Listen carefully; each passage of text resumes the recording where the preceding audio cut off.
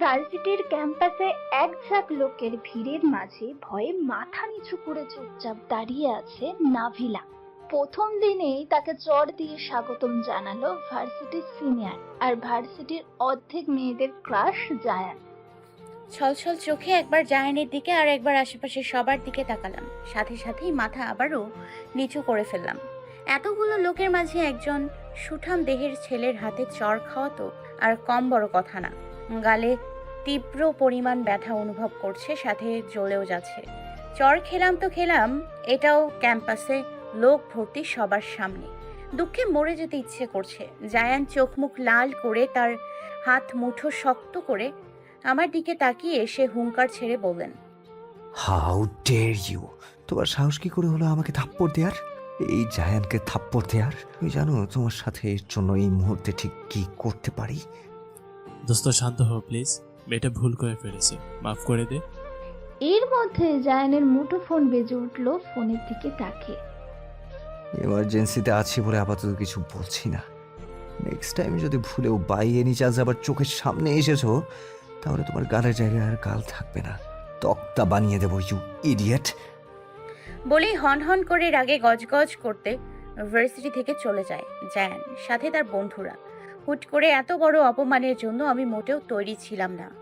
চুপচাপ নিচের দিকে তাকিয়ে চোখের নোনা জলগুলো ফেলছি। বলার মতো বাকি আর কি রেখেছে উনি? এভাবে কেউ কখনো আমায় অপমান করেনি। আর হাত তোলা তো বাদই দিলাম, হয়তো ওনার মতো অত বড় কোনো উচ্চ ফ্যামিলি থেকে বিলং করি না। মধ্যবিত্ত ফ্যামিলির ঘরে ছোট মেয়ে হতে পারি, কিন্তু নিজের মা বাবা অতি খুব আদরের সন্তান। তারা কখনো ভুলেও আমার গায়ে ফুলের টোকাও দেয়নি আজ পর্যন্ত। আর থাপ্পড় তো দূরের কথা, জানি ভুলটা প্রথমে আমারই ছিল। কিছু না বুঝে যাচাই না করে চড় দেয়া ঠিক হয়নি, কিন্তু আমি তো সরি বলেছি তার জন্য।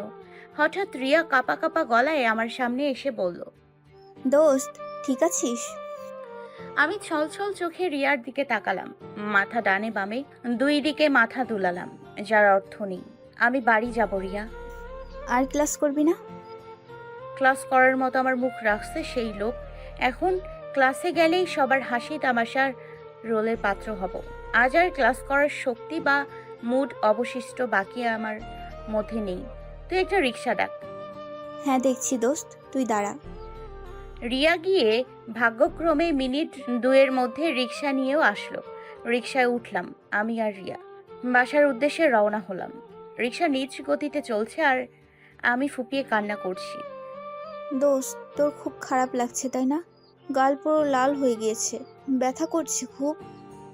বিশ্বাস কর দোস্ত, কেউ চট দিলে হয়তো এত ব্যথা করতো না, কিন্তু দিয়েছে তো পাথর ঘাটের শক্ত পাথর দিয়ে বাড়ি, তাই করছে। দোস্ত সরি, ভুলটা হয়তো আমারই ছিল।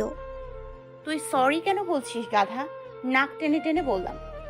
আমার জন্য তুই তখন ক্যাম্পাস ঘুরে দেখতে রাজি হয়েছিস। আমি যদি তখন এমন কিছু না বলতাম তোকে, তাহলে ধুর, বাদ দে তো। কপালে যা হওয়ার কথা ছিল তাই হয়েছে। এখানে তোর বা আমার কারোরই হাত ছিল না। এখন ভুলেও এই ব্যাপারে ভাইয়া বা বাসার কাউকে কিছু বলিস না। আচ্ছা। এবার তাদের পরিচয়পত্র দেওয়া যাক। ইনি হলেন ফাতেমা জোহারা নাভিলা, এবার অনার্স প্রথম বর্ষের ছাত্রী। পরিবারের সাথে নারায়ণগঞ্জ থাকে। বাবা একজন বেসরকারি স্কুলের টিচার, ভাই একজন ব্যাংকার। ফাতেমা দেখতে উজ্জ্বল, ফর্সা, চঞ্চল স্বভাব, গুলমুলো কিন্তু বেশ মায়াবতী। দেখতে যতটা সুন্দর অতটাই দুষ্টু। দেশের নামকরা ব্যবসায়ীর একমাত্র ছেলে নিহান্ত রহমান জায়ান। উচ্চতা 5 ফুট 10 ইঞ্চি, উজ্জ্বল ফর্সা, খোঁচা খোঁচা দাড়ি, ফিট জিম করা বডি, নিভ্র নীল চোখ জোড়া, দেখতে কিছুটা ইরানি নাগরিকদের মতো। দেখতে যতটা সুন্দর, রাগ উঠলে অতটাই ভয়াবহ। রাগ যেমন তার নাকের ডগায় কথায় কথায় এসে থাকে। ফ্ল্যাশব্যাক। আজ ভার্সিটিতে প্রথম দিন ছিল আমার। সপ্তাহখানেক আগেই ভার্সিটির ক্লাস শুরু হয়েছে, কিন্তু অসুস্থ থাকায় আমি এতদিন আসতে পারিনি। ভার্সিটিতে এসেই ডানে বামে না তাকিয়ে রিয়ার সাথে নিজের ডিপার্টমেন্ট এসে ক্লাসে চুপচাপ বসে পড়ি। নতুন কোনো পরিবেশে নিজেকে সহজে খাপ খাওয়াতে পারি না, এটা আমার একটা স্বভাব।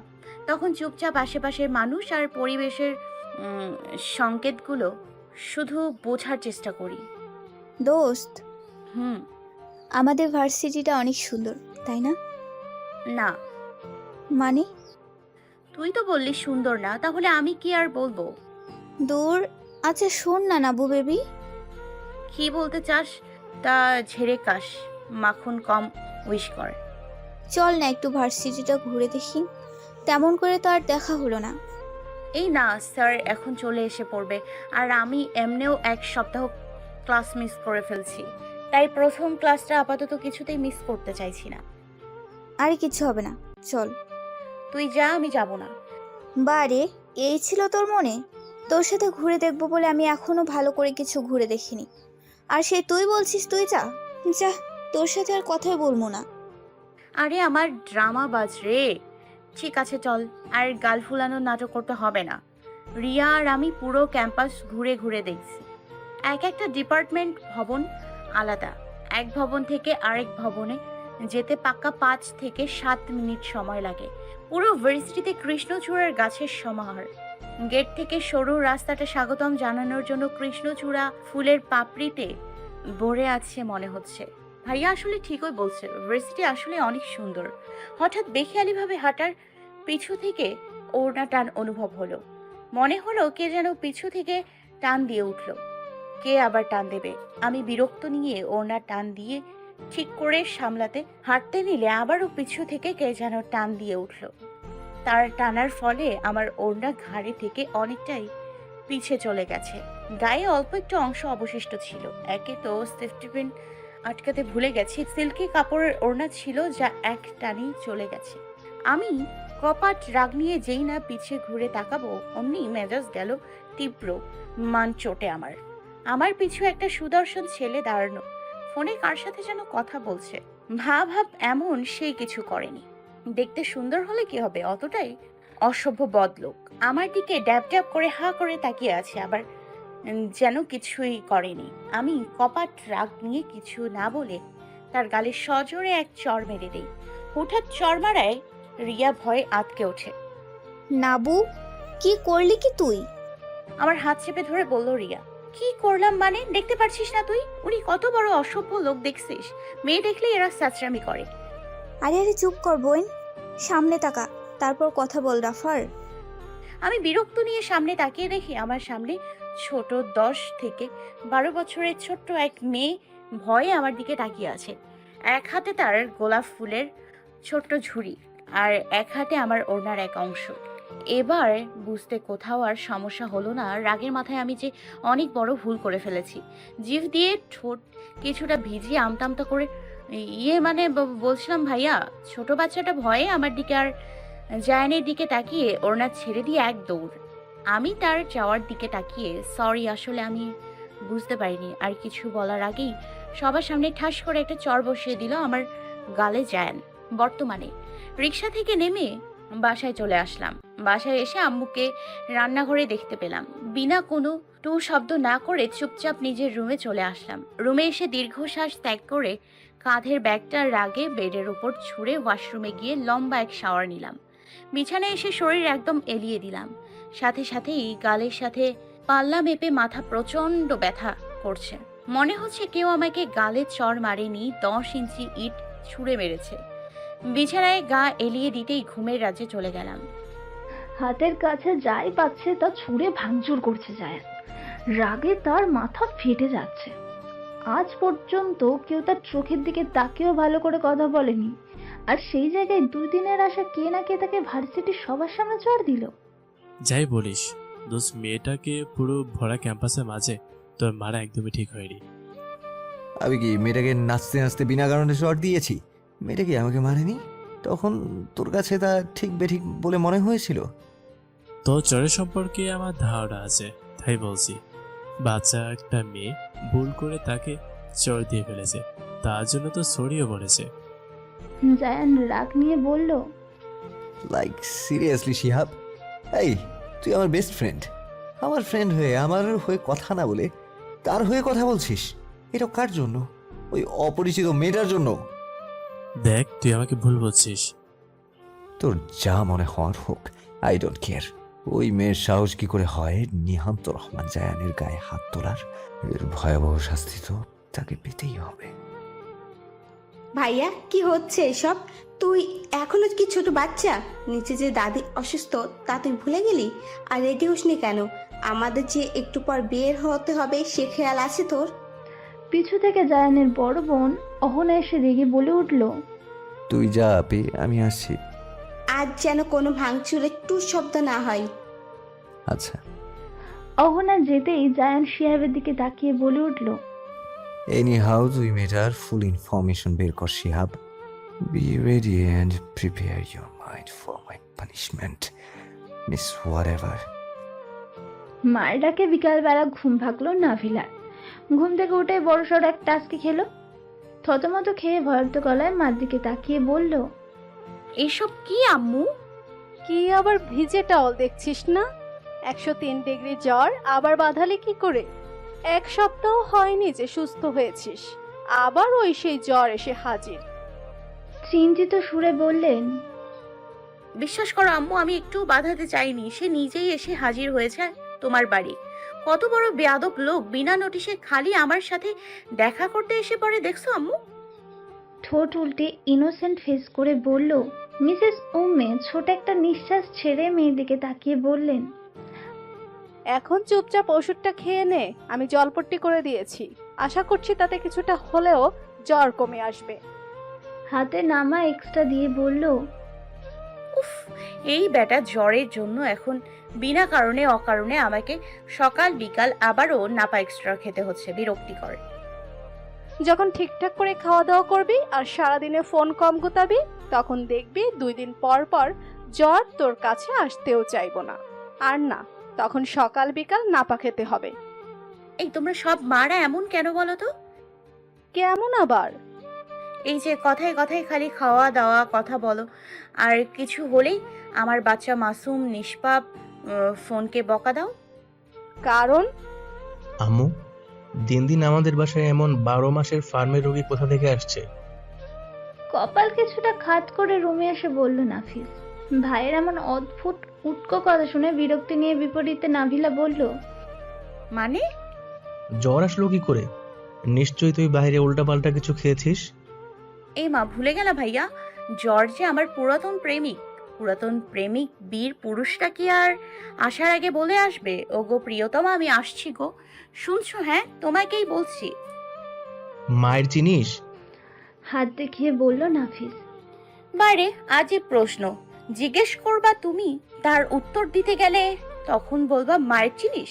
এটা কেমন কথা ভাইয়া? আম্মু, পাশের বাসার আন্টি আসছে, তোমাকে খুঁজছে। কি জানি লাগবে তার। তুমি যাও, আমি আছি ওর সাথে। কিছুটা বিরক্তি নিয়ে বলল, আচ্ছা যাচ্ছি। মায়ের রুম থেকে যেতেই নাফিস চট করে পড়ার টেবিলের সামনে থেকে ছোট কাঠের টুলটা নিয়ে বোনের পাশে এমন আয়েশি ভঙ্গিতে গায়ে লিয়ে দিয়ে বসে কালো শার্টের হাত কোণে পর্যন্ত ফোল্ড করতে করতে বলে উঠল, নার্ভাসনেস নাকি ভয়? একটাও না। তাহলে তো জ্বর আসার কথা ছিল না। কিছু হয়েছে? ভার্সিটিতে কেউ কিছু তোকে বলেছে নাকি? চোখ ছোট করে জিজ্ঞেস করলো। নাবিলা ভাইয়ার কথা শুনে ভয়ে কিছুটা হকচকিয়ে গেল। চুপ করে আছিস কেন?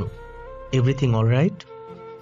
নাবিলা জিভ দিয়ে হালকা ঠোঁট ভিজিয়ে আমতা করে হেসে বলল, ধুর, কে কি বলবে, এমন কিছুই না। তুমি সব সময় আমাকে নিয়ে বেশি ভাবো ভাইয়া। এমন কিছু না হলেই ভালো। আচ্ছা, ফার্স্ট ডে এট কলেজ, থুকু, ভার্সিটি কেমন কাটলো তোর? ভার্সিটি নামটা শুনেই হাসিখুশি মুখটা আবারও মলিন হয়ে গেল। নাবিলা ভাইয়ের দিকে তাকিয়ে বলল, ভালো ছিল। তুমি আসলেই ঠিক বলেছিলে, ভার্সিটিতে আসলেই অনেক সুন্দর। আর ভার্সিটি সিনিয়র গুলো? সিনিয়র দিয়ে আমি কি করব ভাই? কি আর করবি, বড়সড় আমার জন্য একটা মেয়ে খুঁজবি, আর নিজে সে সুযোগ বিলুপ্ত করে একটা ছোট্টখাট্টো প্রেম করবি। ছোটখাটো কিন্তু বড় সড়ো না, আগেই বলে দিলাম। ওয়াও, আইডিয়াটা কিন্তু মন্দ না, জোস ছিল। কিন্তু সমস্যা হলো আমার পরম আদরের আব্বাজানের কানে বাই এনি চান্স এই কথাটা ফোড়ন কেটে গেলে বড় সড় স্ট্রোক করবে। তার সাথে সাথে এই ভয়ঙ্কর অপরাধে তোমার পাছায় এক লাথি দিয়ে বেরো করে দিতে পারে বাসা থেকে। বিশ্বাস নেই আব্বু কি থেকে কি করে ফেলে। দুই ভাই বোন একে অপরের দিকে তাকিয়ে একসাথে হো হো করে হেসে দিল। ব্যালকনিতে মৃদু আলোতে ইজি চেয়ারে বসে ল্যাপটপের অফিসে কাজ করছে জায়ান। এটা তার ডেইলি রুটিন। রাতের এই সময়টা বাসায় বসে অফিসের ফাইলগুলো চেক করা। ঘড়িতে ডং ডং আওয়াজ হতেই সচেতন চোখে ল্যাপটপ থেকে একবার চোখ তুলে ঘড়ির দিকে তাকালো জায়ান। 10টা মতো বাজছে। ঘড়ি থেকে চোখ ফিরিয়ে ছোট একটা ক্লান্তির নিঃশ্বাস ছেড়ে কাঁধে হাত দিয়ে দুই দিকে কাঁধ নাড়িয়ে কাজের দিকে পুনরায় মন দেওয়ার চেষ্টা করলো। অন্ধকার ভূতের রুমে প্রবেশ করার আগে বুকে 2-3 বার থুতু দিল মুন্না। তার কাছে এই বাসার মধ্যে এই ঘরটা কম অদ্ভুত, ভূতুরা লাইব্রেরি বেশি মনে হয়। 3 বছর ধরে এই বাসায় কাজ করছে, কিন্তু এখনো দোতলার এই রুমটায় আসতে তার বড্ড ভয় করে। তার মূলত কারণ বেশিরভাগ সময় এই রুমটায় লাইট বন্ধ থাকে আর আসবাবপত্রের চেয়ে মোটা মোটা বই দিয়ে তাক ভরা। তার মতে মোটা গাটা বইয়ের মাঝে গম্ভীর ভূতের বসবাস থাকে। এই কথা তার গ্রামের রহমত চাচা থেকে শুনেছিল একদিন। তারপর থেকে তার যত সব ভয়। এক বুক সাহস নিয়ে আতুল কুর্সি পরে রুমে এসে আশেপাশে চোখ বুলিয়ে দ্রুত পায়ে ব্যালকনিতে আসলো মুন্না। বুকে এক হাত দিয়ে বলল, ভাইজান, আফা মনে আপনার লেগে কালা চা পাঠাইছে। ওটা কালা চা না, মুন্না ব্ল্যাক কফি হবে। হয়, ওইটাই পাঠাইছে। এখানে রাখ, আমি পরে খাচ্ছি। ল্যাপটপে চোখ রেখেই বলল জায়ান। ভাইজান, আফা মনে এখন কথা জিগাইছে, আপনি কি অহন ডিনার করবেন না পরে? ঠিক নেই, আপুকে বলো অপেক্ষা করতে না, আমি পরে এসে করে নেব। আচ্ছা। ডান হাত বাড়িয়ে কফির মগ মুখের সামনে এনে 2-1 চুমুক দিয়েই হঠাৎ ফোনে মেসেজের টুংটাং টোন বেজে উঠল। জায়ান আর চোখে একবার ফোনের দিকে তাকালো। পাত্তা না দিয়ে আবারও নিজের কফি খাওয়াতে মন দিল, কিন্তু বেশি সময় আর হতে পারল না। এবার ফোন বাবাজি বেজে উঠল দাঁত বাজখায় আওয়াজে। জায়ান কফির মগটা কাছের ছোট টি টেবিলে রেখে বিরক্তি নিয়ে ফোন হাতে নিল। ফোনের স্ক্রিনে ভেসে উঠল সাথে সাথে শিহাব নামটা। ফোন রিসিভ করে কানে দিতেই ওই পাশ থেকে চটজলদি দ্রুত ফোরন কেটে বলে উঠল, দেখছিস? কি দেখবো? কিছু কি দেখার ছিল আমার? আরে ডিটেলসের কথা বলছি গাদা। কিসের ডিটেলস? ভনিতা না করে সারমর্মটা একটু ছেড়ে ক্লিয়ার করে বল। আরে সে মেয়ের কথা বলছি। কোন মেয়ে? আরে যে তোকে সেদিন চড় দিল। শিহাবের এই কথাগুলো শুনে মুহূর্তে জায়ানের মস্তিষ্কের আনাচে কানাচে বারবার চর কথাটা এসে নাড়া দিয়ে উঠল। আর চোখের সামনে ভেসে উঠল সেই দিনের মেয়েটা। সে তো এই 2 দিনের কাজের চাপে একদমই কথাটা ভুলে গিয়েছিল তাকে যে কেউ চর দিয়েছিল। জায়ান খট করে ফোনটা রেখে দিল। চট করে ফোনের মেসেজ অপশানে আসলো স্ক্রিনে তাকিয়ে। নাম Fatema Joheda Nabila, honours first year, department of management, জেলা Narayanganj. Oh I see, miss Narayanganj বলে এত দুঃসাহস। সমস্যা নেই মিস, এই জায়ান সব কিছু প্যাকেট করে তোমাকে অতি শীঘ্রই এখান থেকে পাঠিয়ে দেবে। এতটুকু পড়তে আবারও শিহাব ফোন দিল। ফোন রিসিভ করতে শিহাব বলে উঠল, দেখছিস? Now the girl will be caught. বাসার নিচে কড়া কাঠফাটা রোদের তেজের মাঝে দাঁড়িয়ে আছে নাভিলা। ফর্সা চেহারাটা রোদের তাপে কিছুটা লাল হয়ে আছে, তার সাথে তাল মিলিয়ে চেহারাও কিছুটা ঘেমে শেষ। গায়ে নতুন রংধনুর ওড়নার এক কোনায় দিয়ে একটু পর পর কপালে জমে থাকা বিন্দু বিন্দু ঘামগুলো মুছে নিচ্ছে ডান হাত দিয়ে, আর বিরক্তি নিয়ে কিছুক্ষণ পর পর ডানে বামে তাকাচ্ছে। কিন্তু এতে ফলাফল হলো শূন্য। জর্জেট ওড়না দিয়ে কি আর ঘাম মোছা যায়? বিরক্তি নিয়ে এবার বাম হাতটা উঁচু করে চকচক সিলভার কালারের ঘড়ির দিকে এক নজর তাকালো, আর মুখ থেকে সাথে সাথে আচমকা চ আওয়াজ বের হলো। 7:35 বাজছে। রিয়ার আসার কোনো নাম গন্ধ নেই। 8:20 নারায়ণগঞ্জ টু ঢাকা তাদের বাস। বাই এনি চান্স যদি মিস হয়ে যায়, এই মেয়ে কি এখনো নাকের ডগায় প্রাণ সরিষা তেল দিয়ে ঘুমাচ্ছে? তা ভেবেই খুব রাগ উঠছে নাবিলা। রাগে সামনে ধুমধাম কয়েক কদম দিয়ে ছোট এবড়ো থেবড়ো গলিটা পার হতেই তার সামনের মোড়ে হঠাৎ লাল রঙের একটা মিশু এসে সজোরে ব্রেক কষে থামলো। হুটহাট এমন কিছু হওয়াতে নাবিলার মেজাজ গেল আরো চোটে। যেই না বাজ খায় আওয়াজে ড্রাইভারকে ঘুরে কঠিনতম কিছু কথা বলতে যাবে, অমনি মিশু পিছনের সিট থেকে রিয়া হাত নাড়িয়ে তাড়া দিয়ে তাকে মিশুতে উঠতে বলল। রাগে গজগজ করতে করতে নাবিলা চুপচাপ মিশুতে উঠে রিয়ার পিঠে ধুপ করে একটা কিল বসিয়ে দিয়ে রিয়ার পাশে এসে বসলো। ওই হারামি ছেমড়ি, মারলি কেন? ওই বদের নানি, লেট করলি কেন? কই লেট করছি? তোর জন্য আমি পাক্কা দমে 10 মিনিট এই কাঠফাটা রোদের মাঝে রাস্তায় দাঁড়িয়েছিলাম, আর তুই বলছিস লেট করিস নাই? রাগেতে ফুঁসতে ফুঁসতে বলল, তো তো মানে দেখ, একদমই হুদাই চিল্লাবি না আমার ওপর নাবু। একে তো এই ধরিত্রী দুনিয়াতে 40 টাকায় একটা রিক্সা পাওয়া মহা মুশকিল, তার ওপর এই গরমের মধ্যে তোর এমন ঘ্যান ঘ্যান প্যান প্যান ভাল লাগতেছে না আর কিছু আমার। নাবিলা আর কিছু বলল না, রাগে চুপ হয়ে গেল। পাক্কা 2 ঘন্টা জার্নি করে ভার্সিটিতে আসলো নাবিলা আর রিয়া। রিক্সা থেকে চট করে দুজন নেমে ভাড়া মিটিয়ে সামনে হাঁটা দিল। দুই বান্ধবী কথা বলতে বলতেই হাসি মুখে ভার্সিটির গেট পেরিয়ে ক্যাম্পাসে আসতেই হঠাৎ কোথা থেকে যেন একরাশ বিনা মাসামকি বারসাতে নীল বৃষ্টির পানি এসে তাদের বরণ করে নিল। যেন তাদের বরণ করে নেওয়ার জন্যই মূলত এতক্ষণ ধরে অপেক্ষা করেছিল। তারা আসলে শুধু তাদের উপরই আজ বর্ষণ হয়ে নামবে। দুইজন পুরো ভিজে টইটুম্বর কাক ভেজা হয়ে দাঁড়িয়ে আছে ক্যাম্পাসে, একে অপরের দিকে অসহায়ভাবে বিস্মিত নয়নে হা করে তাকিয়ে বোঝার চেষ্টা করছে আসলে তাদের সাথে এটা হলোটা কি। হুটহাট এমন কিছুর জন্য তারা মোটো একদম রেডি ছিল না।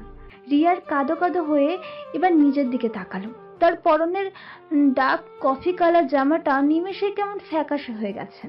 নাবিলার গায়ের নতুন ধবধবে সাদা জামাটা সামনের দিকে কিছুটা ছোপ ছোপ নীল হয়ে আছে, সাথে রংধং ওড়নার এক পাশও নীল হয়ে গেছে। মনে হচ্ছে হাফ নীলের মধ্যে অদ্ভুত ভলপিন করা, সাথে মুখ হাতও নীল হয়ে গেছে। ড্রেসটা আপাতত দেখতে খুব বিচ্ছিরি লাগছে। খুব শখ করে অনলাইন থেকে জাতীয় ড্রেসটা অর্ডার করেছিল 700 টাকা দিয়ে, সেই কম কথা? যা কয়েক ঘন্টা ব্যবধানে পুরো দমে করুণ অবস্থা পরিণত হলো আজ। ওই হুটহাট একরাশ নীল রঙের পানির মেঘ বৃষ্টির খুঁজে চোখ দুটি রক্ত লাল করে যখন হাত মুঠো শক্ত করে সামনে কটমট করে তাকালো, তখন তাদের থেকে কিছু দূরে একগুচ্ছ ছেলে মেয়ের মাঝে দুষ্টু হাসি মাখা অতি চেনা সেই ভয়ঙ্কর মুখ দেখতে পেল নাবিলা। বুঝতে আর কোথাও সমস্যা হলো না যে বিনা মেঘের গর্জন তাদের উপর কোনোভাবে সেই দিনে সেই ভয়ঙ্কর ছেলেটাই করেছে। কৃষ্ণচূড়া গাছটার নিচে বাইকের সাথে হেলান দিয়ে যান 10-12 জন ছেলের মেয়ের ভিড়ে মাঝে প্যান্টের পকেটে হাত ঢুকিয়ে নাবিলার দিকে কিলার লুক ট্যাগ করে দাঁড়িয়ে আছে। মুখে তার এক চিলতে আঁকাবাঁকা দাঁতের বিশ্বজয়ের মুচকি হাসি। এবার বাইক থেকে শটান হয়ে দাঁড়িয়ে ফর্সা বাম হাতে সাদা শার্টের ফোল্ড করা হাতটা ঠিক করতে করতে এবার সে ধীরে পায়ে নাভিলার সামনে আসলো। সাথে আশেপাশে একবার চোখ বুলিয়ে ভালো করে সবাইকে দেখে নিল। সেই দিনের মতো আজও মুহূর্তে একটা ছোটখাটো ভিড় জমে গেছে। পাবলিকের আর ফিরতে কিছু মিস করার স্বভাবটা আর গেল না। যদি হয় সেটা আবার ফ্রিতে বিনোদন, তাহলে তো কথাই নেই। জায়ানের মুখে এত হাসি দেখে নাবিলা বিরক্তিটা মস্তিষ্কে এসে নাড়া দিয়ে বড্ড বিষাক্তহীন করে তুলেছে। মনে প্রাণে চাচ্ছে সজোরে ঠাটিয়ে এই ছেলের গালে এক চড় বসিয়ে লাল করে দিতে। এই কেমন ফাজলামো রে ভাই! ফাজলামির একটা লিমিট থাকে। দাঁতে দাঁত চেপে কটমট করে জায়ানের দিকে তাকিয়ে আছে নাভিলা। জায়ান একবার চোরা চোখে নাবিলার দিকে তাকিয়ে পর্যবেক্ষণ করে নিল। বুঝতে পারলো সে খুব ভয়ঙ্কর ভাবে রেগে আছে আর তার দিকে লাল বর্ণ হয়ে তাকিয়ে আছে। চোখ থেকে কালো সানগ্লাসটা খুলে ধবধবে সাদা বুকের শার্টের মাঝ বরাবর বাজ করতে করতে বলে উঠল, ওয়েলকাম টু ঢাবি মিস নারায়ণগঞ্জা। নাভিলা জায়ানের সামনে এসে কপালের খাটটা হালকা করে চোখে চোখ রেখে মিষ্টি হাসি দিয়ে বলে উঠল, থ্যাংক ইউ সো মাচ আমাদের এত সুন্দর করে ওয়েলকাম করার জন্য। Most welcome miss. কিন্তু কি বলুন তো, আপনি আমাদের এত সুন্দর করে স্বাগতম জানালেন, এখন আমারও তো উচিত বিনিময়ে আপনাকে কিছু উপহার দেয়া, তাই না? আচ্ছা আপনি বলুন তো, আপনাকে এই মুহূর্তে ঠিক কী দেওয়া যায়? আমি না আবার নিজের কাছে কারো ঋণ বেশি দিন রাখা একদমই পছন্দ করি না। বড় মনের বালিকা তো, তাই। Nice jokes. এই নিহান্ত রহমান জায়ানকে আজ পর্যন্ত টক্কর দেওয়ার মতো কারো দুঃসাহস হয়নি। তোমার সাহস আছে বলতে হবে। I am impressed. কিন্তু কি বলো তো মিস, নিজের এই ছোট মাথায় অযথা এত কষ্ট আর বেশি চাপ দিও না। আবার সাথে লড়তে আসলে যে ভেঙে চুরে গুঁড়ো গুঁড়ো হয়ে যাবে। বলে জায়ান নাভিলার দিকে তাকে এক চোখ টিপ দিয়ে সামনের দিকে হাঁটা দিল। মিস্টার নিহান্ত। হঠাৎ পিছু থেকে ডাক পাওয়ায় জায়ান থেমে গেল। কপাল কিছুটা খাত করে ভুরুটি কুঁচকে যেই না পিছন ঘুরে তাকালো, অমনি তার মুখের ওপর বালতির অবশিষ্ট পানিটুকু এসে পড়ল।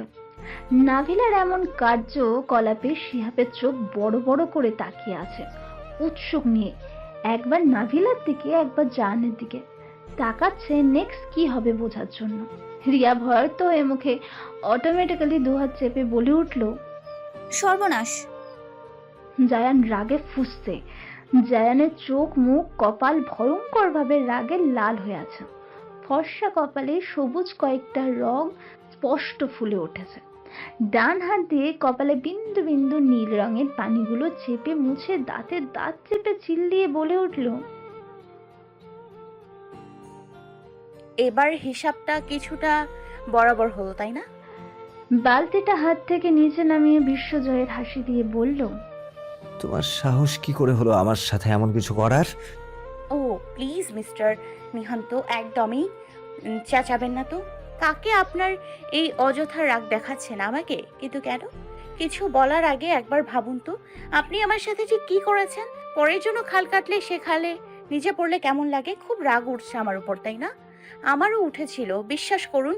সেই সময়ে ঠাটি এক চড় দিতে মন চেয়েছিল আপনাকে, কিন্তু সিনিয়র বলে কিছু বলিনি, চুপচাপ সব সহ্য করেছি।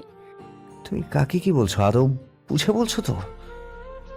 রাগে কটমট করে বলল, জি, আমি আপনাকে এই নিহান্ত রহমান জায়ানকে কথাগুলো বলছি। আমাকে বাকি সবার মতো দুর্বল বা অবলা ভাবার একদমই ভুল করবেন না। আমি নিজের জন্য যথেষ্ট পরিমাণ ফাইট করতে জানি, তাই নেক্সট টাইম আমার থেকে দূরে থাকবেন। বলে নাবিলা হনন করে ভিতরে চলে গেল। শিহাব নাবিলা যাওয়ার দিকে তাকিয়ে জাহানের কাঁধে হাত দিয়ে বলে উঠল, দোষ হোয়াট এ টাসান। Just wait and watch. আমি যদি এই মেয়ের লাইফকে হেল্প না করছি, আমার নামও জায়ান না। জায়ান শিহাবের দিকে তাকিয়ে রেগে বলে উঠল। ওয়াশরুমে বড় আয়নার দিকে তাকিয়ে আছে নাবিলা। মুখের অবস্থা খুব বাজে, আর জামার কথা তো বাদই দিলাম। পানির কলটা ছেড়ে পানি দিচ্ছে চোখে মুখে আর রাগকে নিয়ন্ত্রণ করার চেষ্টা করছে। তার পাশে রিয়া দাঁত দিয়ে নখ খাচ্ছে আর ভয়ে ওয়াশরুমে পায়চারি করছে। তার এখন ওয়াশরুম থেকে বের হতেও কেমন যেন ভয় করছে, যদি আবারও হুটহাট কিছু হয়। এতদিন গল্পের মধ্যে শুধু শুনে এসেছে সিনিয়রদের হাতে জুনিয়রদের র্যাগিং হয়, কিন্তু কে জানতো তারা একদিন এই সবের পাঙ্গার শিকার হবে। বোন, তোর ভয় করছে না? না, তুই এত শান্ত কিভাবে আছিস ভাই? কারণ তুই অশান্ত আছিস তাই। রিল্যাক্স রিয়া, মাথায় জগা খিচুড়ি করা বন্ধ কর। রিয়ার কাঁধে দুই হাত দিয়ে বলল, কিভাবে বন্ধ করব বল? আমার যে বড্ড ভয় করছে, যদি আবারও কিছু হয়। আজকের মতো কিছু আর হবে না, এটা নিয়ে তুই নিশ্চিন্ত থাক। আজকের করা অপমান হজম করতে তার বেশ হেসপেশ হবে, তাই আপাতত কিছু করবে বলে মনে হয় না। চল ক্লাসে যাই, ক্লাস করতে হবে তো। হ্যাঁ চল। বাসায় এসে দেখি ফ্ল্যাটের মেইন দরজাটা খোলা। অদ্ভুত তো, আম্মু এই দিন দুপুরে গেট খুলে রাখছে কেন? বাই এনি চান্স এই দিন দুপুরে কোনো চোর টোর আবার আসলো না তো বাসায়? আম্মু! ভেতরে হন্তদন্ত হয়ে এসে দেখি আম্মু পাশের বাসার জাবেদা আন্টির সাথে ড্রয়িং রুমের ছোট সোফাটায় বসে টিভির কোনো সিরিয়াল নিয়ে কি বিষয় জানি কথা বলছে। তাদের গভীরতম সিরিয়াসনেস আলোচনা মুগ্ধ থাকায় আর উল্টো হয়ে বসায় আমার দিকে এখনো তাদের নজর এসে পড়েনি। আমি সেই সুযোগে দীর্ঘশ্বাস নিয়ে নিঃশব্দে আস্তে আস্তে বাসার ভেতরে প্রবেশ করলাম। পায়ে থেকে জুতা দুটো চট করে খুলে শব্দবিহীন আস্তে করে জুতোর বক্সে রাখলাম। আম্মুর দিকে আর চোখে একবার তাকিয়ে উঠে দৌড়ে নিজের রুমের দিকে এক ছুট দিলাম। আমার জামার এমন বেহাল অবস্থা দেখলে নিশ্চিত আম্মু এই নিয়ে আমার উপর এক ঝাঁক প্রশ্ন অনিরুদ্ধ ত্যাগ করতেন। রুমে এসে পরের ছোট্ট টেবিলে কাঁধের ব্যাগটা রাখলাম। আলমারি থেকে হালকা গোলাপি কালারের একটা কামিজ নিয়ে ওয়াশরুমে গেলাম শাওয়ার নেয়ার জন্য। এই মুহূর্তে লম্বা এক শাওয়ার নেওয়া খুব দরকার। গা কেমন গুলিয়ে আসছে, সাথে মাথাও ঘুরছে। ওয়াশরুম থেকে বের হয়ে আগে হাতের কাপড়গুলো বারান্দায় গিয়ে টান টান করে ঝেড়ে ভালো করে মেলে দিলাম।